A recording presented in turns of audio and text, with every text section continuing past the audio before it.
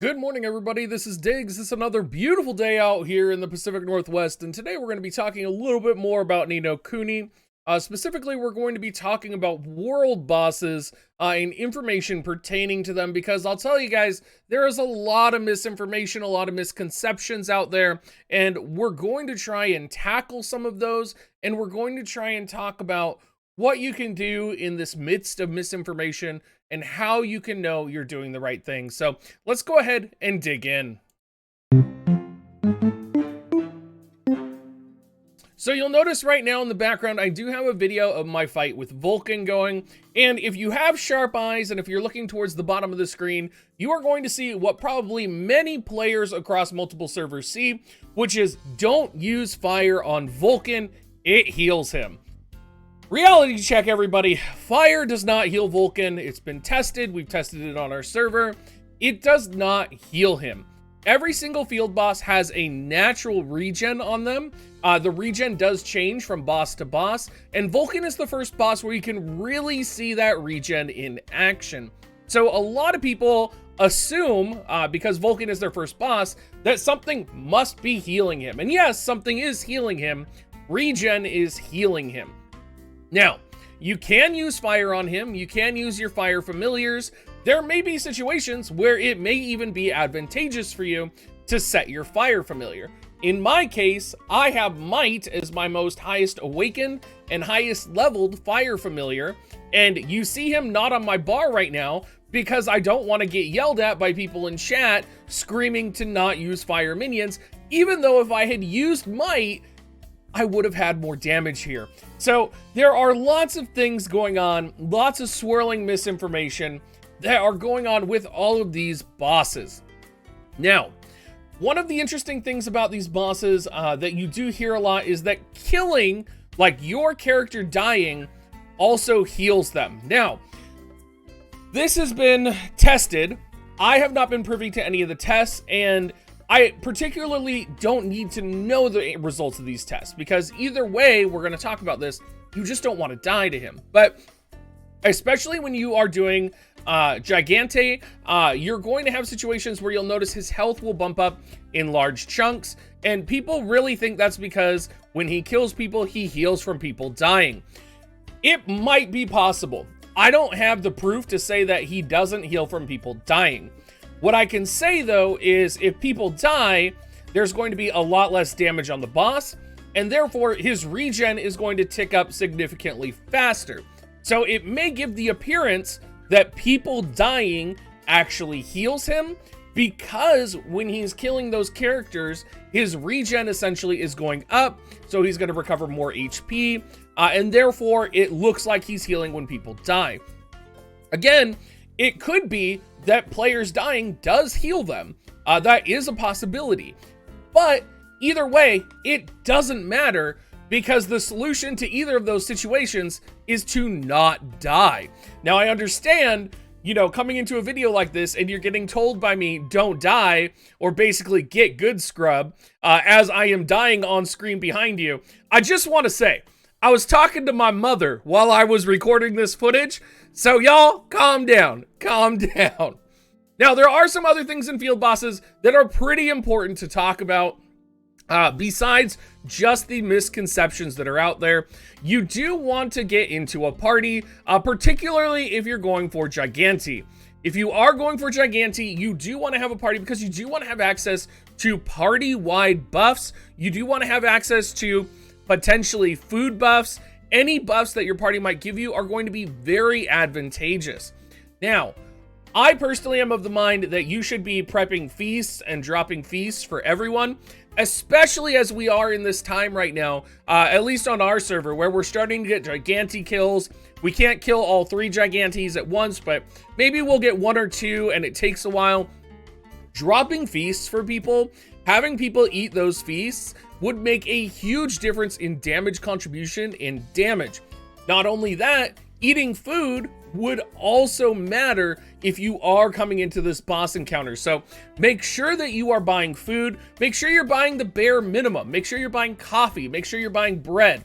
Yes, these things take gold, but food is such an important part of being able to deal damage and contribute when you break down your stats, when you go to your player profile and you look at your stats and you look at kind of your total stats overall, it's quite easy for food to add almost as much attack power equivalent to another weapon, right? Think about it that way. Think about being able to add another weapon onto your equipment bar. That's essentially what food can do for you.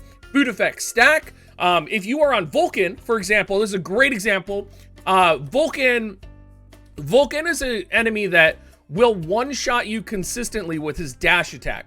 If you are eating defense and HP food, there is a possibility you will not die. You're going to hit that threshold for not getting one shot faster, which means you're going to have a lot less times running back to the boss. You're going to have a lot less times, you know, dead, basically, or not contributing DPS. Now, another thing you hear a lot of people say is teleport back to the boss. And what they're talking about is you pull up your map screen, click on the boss, and it will let you teleport back to the boss. Personally, I don't think it's a big deal to run back to the boss. I think it gives you some good cooldown time. But if you are in a situation where you're fighting Gigante, this may be a situation where you do want to teleport back, get that DPS on him, because his self-regen is so high. It is substantially high, especially when he's enraged. There is definitely a huge problem going on. Now, specifically kind of starting with Gigante, I think it's important that you understand how enmity works and how positioning Gigante is very important. Now, this may not apply to all players. This applies to players who are either doing high damage, high DPS, and that are getting hate. You'll notice here on the screen behind me that True Hero is the name that is below Gigante's bar. What that means is True Hero is the character that Gigante is going to target and deal damage to and focus his attacks on. So if you are that person who manages to get aggro and kind of be tanking Gigante, it's very important that you are standing away from the rest of the group. If you have aggro, do not stand on top of the group. Pull the enemy away. You'll see here that True Hero is moving around, running around, and he's pulling the monster towards the center of the kind of map area.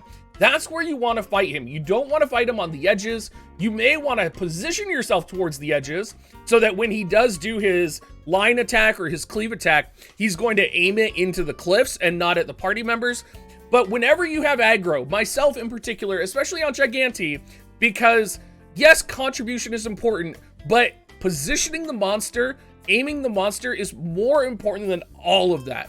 Your positioning of the monster will get you recognized by people on the server because everybody can see that you are positioning and aiming the monster in the proper direction.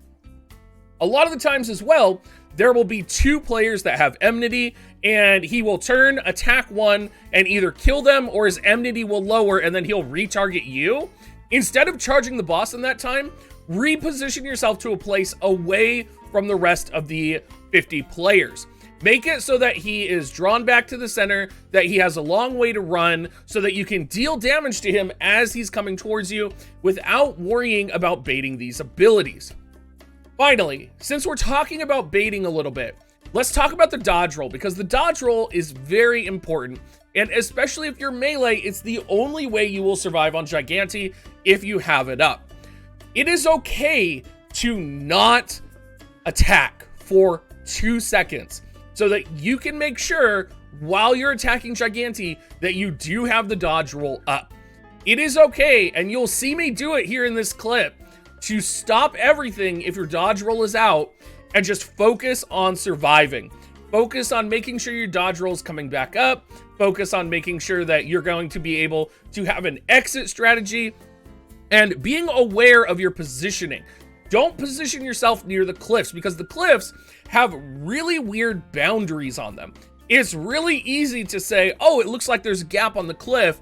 And then the next thing you know, all of a sudden you're hitting an invisible wall and you're going to die to a mechanic. So all of these things contribute. You can see here, again, in this footage, this is an example of where I'm using might for just the raw stats because I have no wind familiars.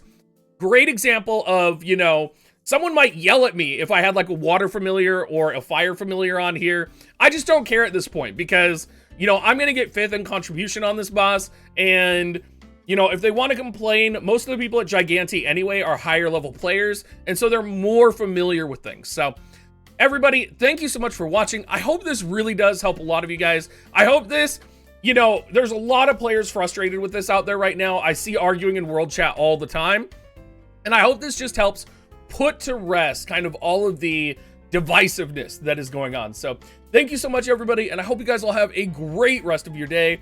I'll catch you guys next time.